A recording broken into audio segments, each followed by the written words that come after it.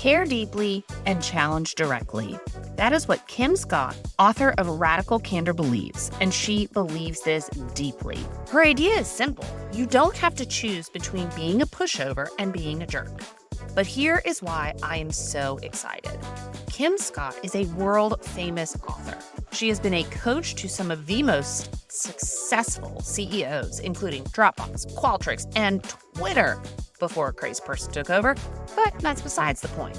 She was a member at the faculty of Apple University, and before that led AdSense and YouTube and DoubleClick teams at Google. So holy shit, y'all, this woman is successful. Could she even have sticky floors? By now, you know the answer is hell yes, we all got them. So listen in, because this radically candid woman gets radically transparent, and she does not hold back. You are listening to the podcast From Now to Next, the podcast that empowers women to get seen, get heard, and get promoted. I'm your host, Erica Rooney, and I've made it my mission to help you break free from the sticky floors, those limiting beliefs and toxic behaviors, to bust through the glass ceiling. I'm obsessed with all things growth and abundance, and I'm here to talk you through the tried and true secrets to get you to level up your career and your life. We talk about the hard stuff here: imposter syndrome, perfectionism, fear, and burnout. So pull up a seat, hop in an earbud, and let's dive in. Hey friends, today we have Kim Scott, the brilliant author behind the book we all know and love, Radical Candor, Be a Kick-Ass Boss Without Losing Your Humanity. Now, she is also the author of a book that will be available pre-order when you hear this, called Radical Respect, which is how to root out bias, prejudice, and bullying to build a kick-ass culture of inclusivity. So I cannot wait to get my hands on that when it drops.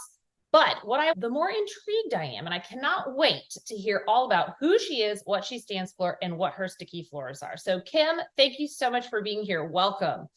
Thank you so much. I'm thrilled to be here and to talk about sticky floors. I've got a lot of them. I love it. Well, let's dive in with like the all-encompassing question of who is Kim Scott? Who am I? I'm a writer. I had a long career in business. I did 3 failed startups, and then I joined Google. That worked a lot better. And then I joined Apple, which also worked out great.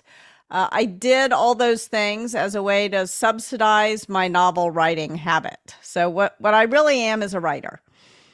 Oh, I love that, to subsidize the novel writing habit. Now, question, because when I was doing my stalking work on you, did you or did you not start a diamond cutting factory in Moscow? I did indeed. I did that on behalf of a company called Lazara Kaplan, so not on my own recognizance. But so yes, how does one go from diamond cutting to in CEO Moscow coach, right? Yes, and a famous author. How?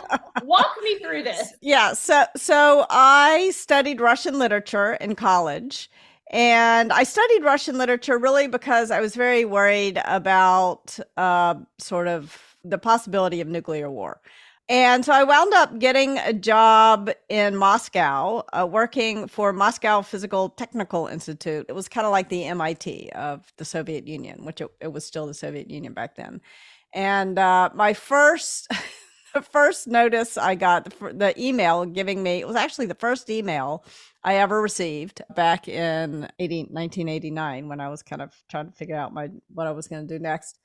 Was from my new boss, who said, I'm giving you this offer. You're going to get paid $6 a month, but don't worry, there's nothing to buy here anyway. So that was my first job out of college. And then I wound up working for this financial management company called Battery March that was raising money from U.S. pension funds to put into these converting Soviet defense factories. They called them enterprises that had made tanks, were starting to make tractors, that sort of thing. And that was really interesting. I enjoyed doing that. And then the coup happened, and Battery March decided to pull its money out of the Soviet Union and put it in China instead. But I wanted to stay there in Moscow, whatever country that was part of. And that was through a friend of a friend was how I wound up starting this diamond cutting factory, which was actually my first job leading people, my first job managing people. And when I started trying to hire people, I realized that what they wanted was, what I had to offer that the state did not have to offer was not money. It was a boss who gave a damn. That was actually my first realization that management was actually interesting, that it mattered. And as you can imagine, what they really wanted was to know that they had a boss who would get them out if things went sideways in Russia, which it always appeared likely that they would do. So as you can imagine, since Russia invaded Ukraine and things have gone very badly wrong in Russia, I have been thinking a lot about those people. After about 4 years living in Moscow, I was exhausted. It felt like 40 years. And so I left to go to business school. And because I couldn't, why did I go to business school? One, management seemed like maybe it was more interesting than I had thought, but also really I couldn't figure out what else to do. Like business school was 2 years. That was its chief virtue. So I was just trying to figure out a way back home. So that seemed like a good path. And after business school, I wound up working for the federal government. But what I really wanted to do was join a startup, which was designed to move fast. So I joined a startup company that was based in Jerusalem, in Israel. And then I had made enough money to write my first novel. So I quit for a year, wrote a novel in 1999, ran out of money. And then I wound up helping another friend do a startup. Anyway, so I did that for a while. And then I realized I had an idea for my own startup. So I started another company called Juice Software. Juice was a great experience. And I think probably the most important thing I learned there was that part of the reason why I started it is because I imagined if I were in charge, if I were the CEO and the founder, everything would be much better. Of course. And it was not actually. It's like really hard to found a company, to be a CEO of a company. And that company eventually, but we wound up selling that company, selling being a very generous term for what actually happened. And I took a job at Google, and that worked out a lot better. I kind of realized after a few years at Google that what I really cared about was at work, was thinking about how do you build a great team and how do you create an environment in which people can do the best work of their lives and actually love working together. And meanwhile, a professor of mine from business school had left Harvard and joined Apple University. And he called me and he said, Steve Jobs wants to throw away all the management training and start from a blank piece of paper. And he said, but I've never managed anyone. So maybe you could come help us do that. And so I did. And I had a good experience. Managing people is managing people, no matter what company or sector you're in. Human beings are human beings. And that was really fun working with him on doing that. And he said, Kim, I've been looking for a coach and I haven't really enjoyed the conversations I've had with other people as much as the conversations that you and I have about what it means to manage people. So why don't you come be my coach? And then he announced it. I had no ambition or intention of becoming a coach. One of the many things I realized was I couldn't coach as many people as I wanted to. And I also realized that the people who would pay me the most to coach tended to be men, not women. And also a lot of people who are not CEOs could use some help. So that was kind of what inspired me to sit down and write Radical Candor and how I came to be doing what I'm doing now. So that's the long answer to your short question. You're like a cat with 9 lives here, yeah. Kim, from diamond cutting in Moscow. And I know that only covers actually a very small bit of, I'm sure, your entire life experiences. But you are your yes. 9 lives. Yes. So sticky floors with all these nine cat lives that we have, I call sticky floors the limiting beliefs and toxic behaviors that keep us stuck. And I do believe that they impact women a lot differently than they do for men. But when you think about sticky floors, what is your sticky floor story? So my sticky floor story, as I said, my whole business career was it was as though I was getting 100% of my external validation from my business career and 100% of my internal validation from writing these novels that I mentioned that I wrote. And when I tried to sell the novels, I got agents. I was lucky that I was able to get agents, but when the agents sent the novels out, publishers invariably replied with the same thing. And the response was, well, your main character, who was always me in my novels, so your main character is really not very likable. So that was very hard to, yeah.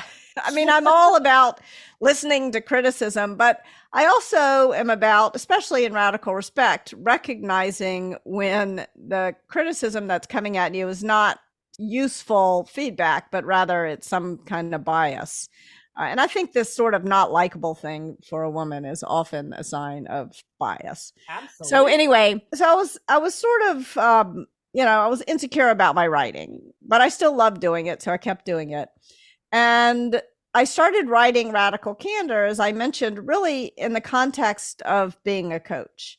And at first, I thought about it as just a way to sort of categorize everything I thought and bring it together in one place and share it with the people who I coached. And maybe some of the people who sent me a note saying, "Would you be my coach?" If I didn't have time, I could send them this thing I had written. So I started writing it, and I thought I could write it in 3 months. But 4 years later, I was finally finished. Took a lot longer than I thought. But I didn't think I would be able to get it published, having had all these other bad experiences. And now my insecurities about myself as a writer were meeting my insecurities about myself as a business person, as an executive. Because when I was at Google, for 5.5 years, and I never got a promotion.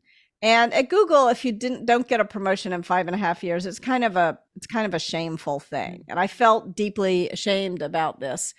And part of the reason that I didn't want to try to get the book published is I sort of felt like people would say, Kim Scott, she never even was able to get promoted at Google. Why would you listen to her?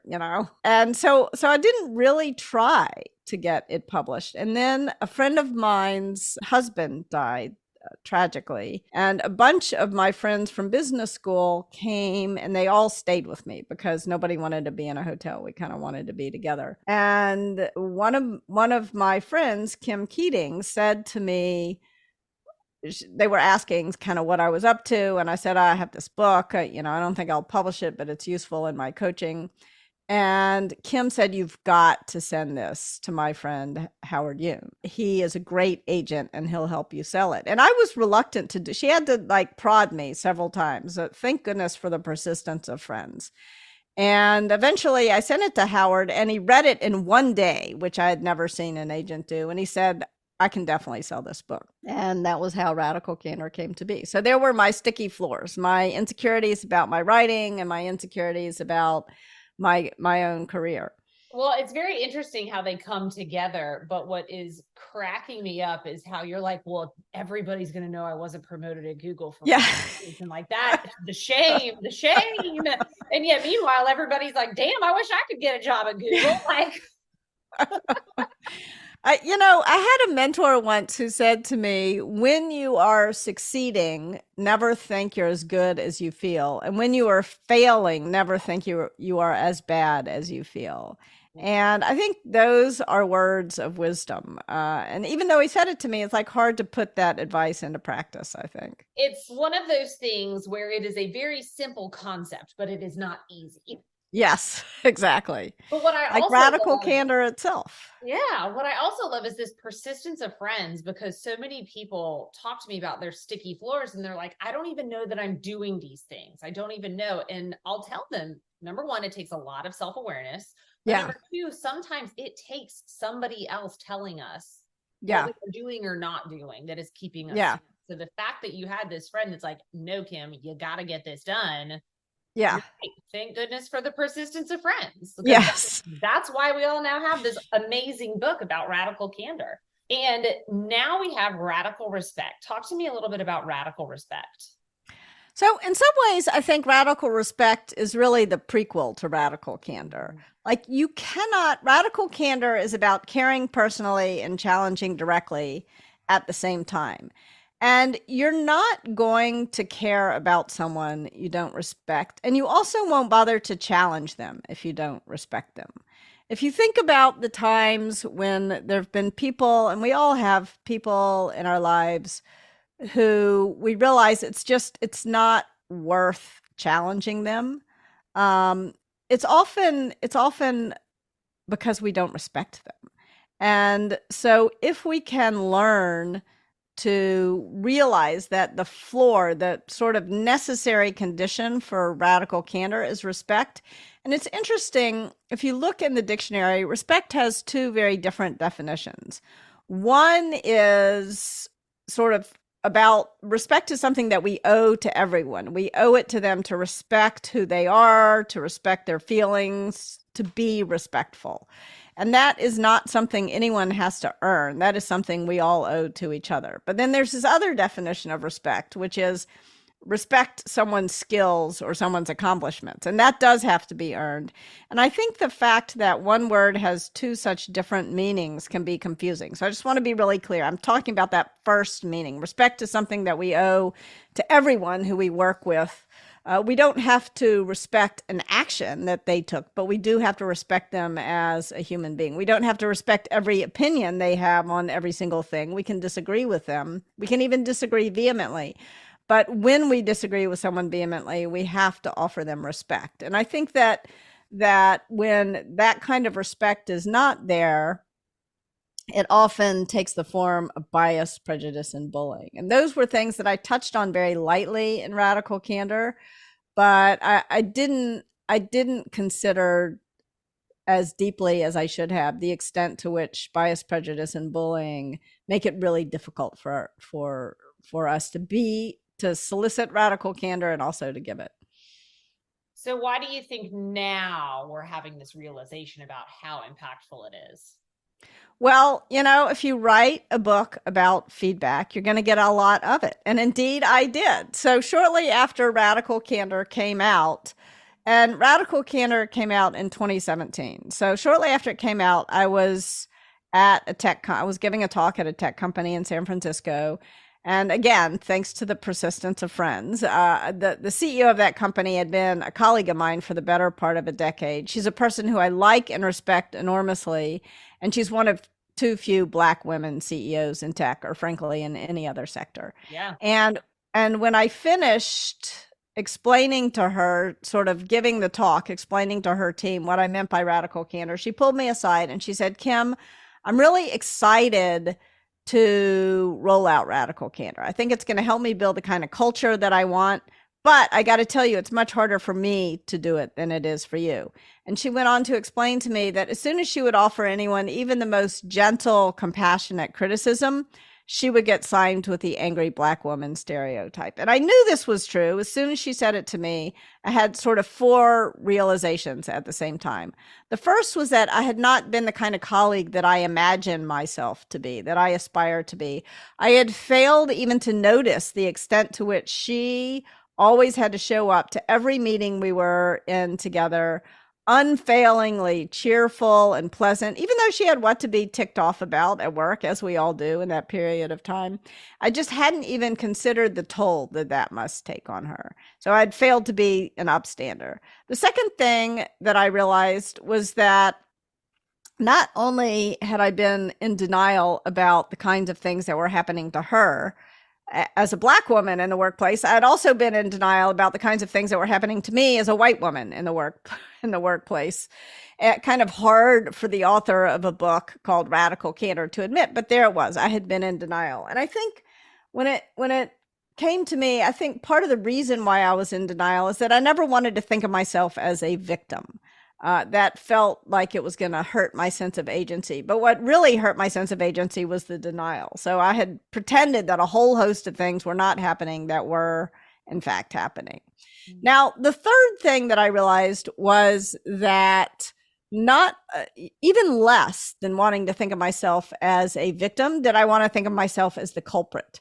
So I'd been even more deeply in denial about the times and the ways that I had caused harm in the workplace, when it was me who had said or done the bias or the prejudice or the bullying thing in the workplace. And then the fourth thing that I realized was that I imagined as a leader, I was creating these bullshit free zones where everyone could do the best work of their lives and enjoy working together. But I had failed to prevent bias, prejudice, and bullying from getting in the way of that goal.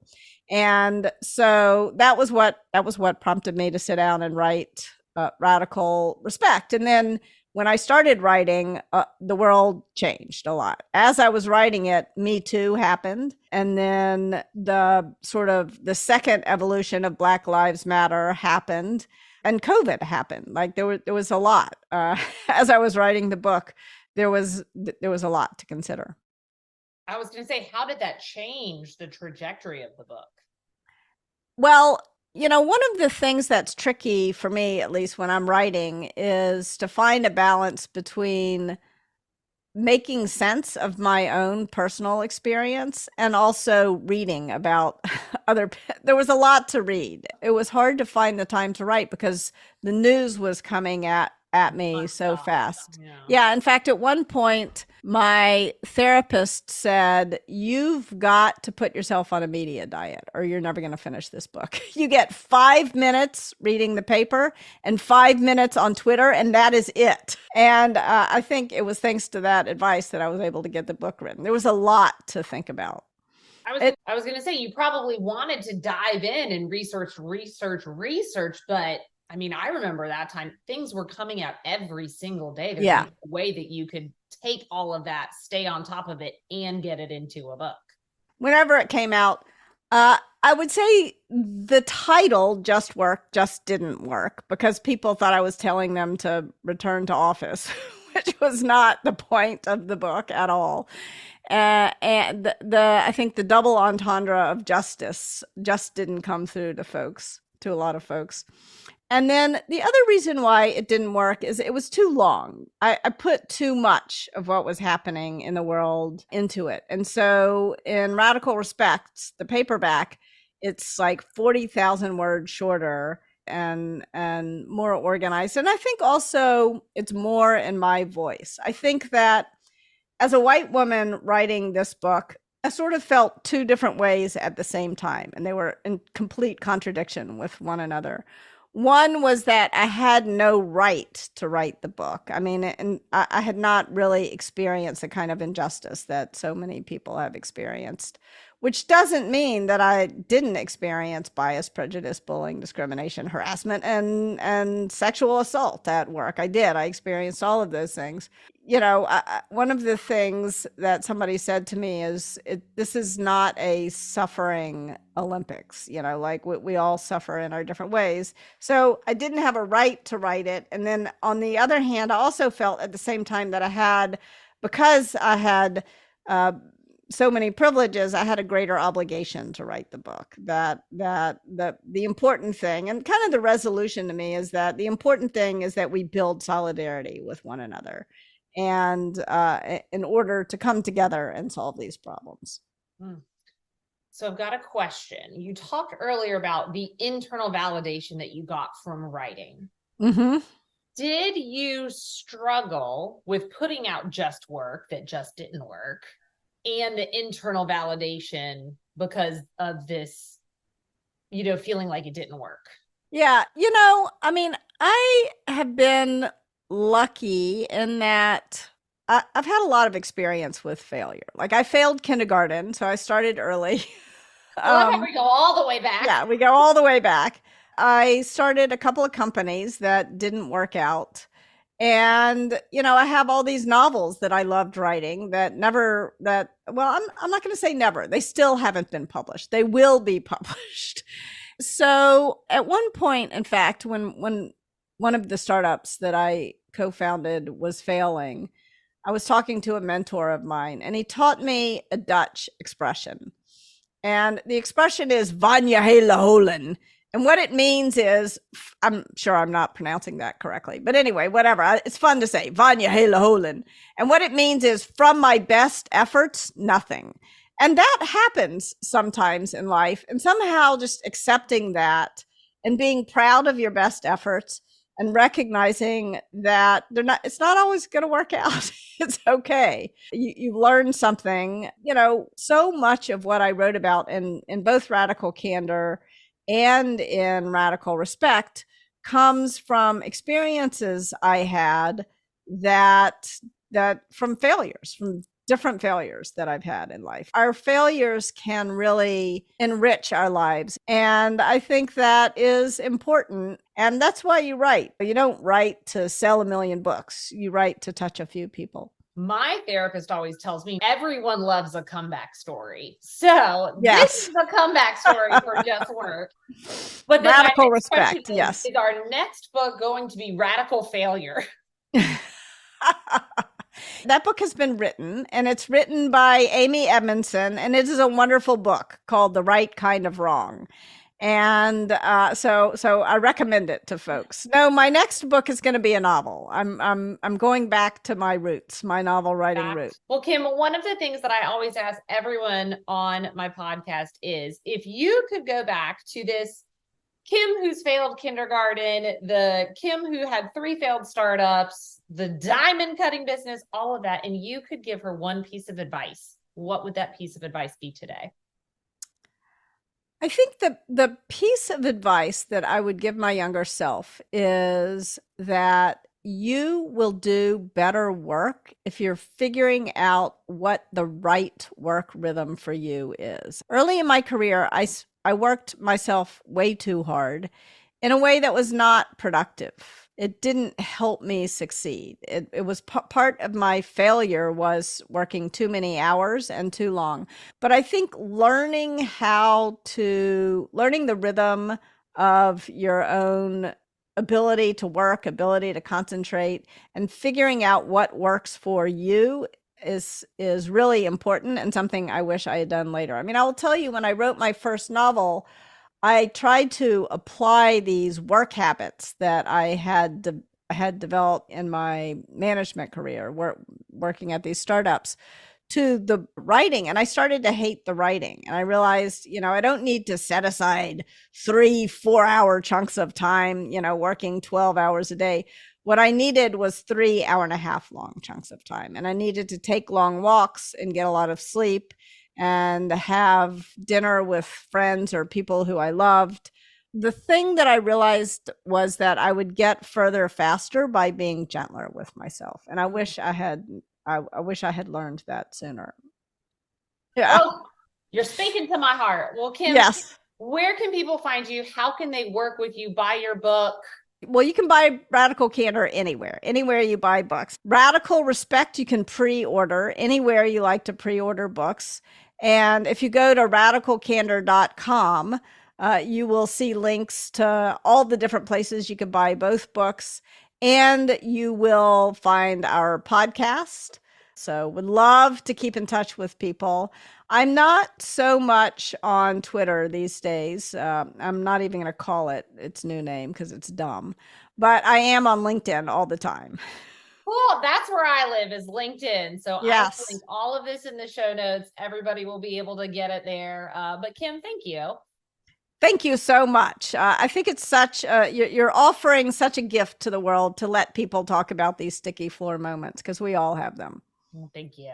Wow, what an awesome interview. I cannot tell you how pumped I was to have Kim Scott on the show. If y'all have not read the book Radical Respect, it is a must read. She talks about the framework in this book.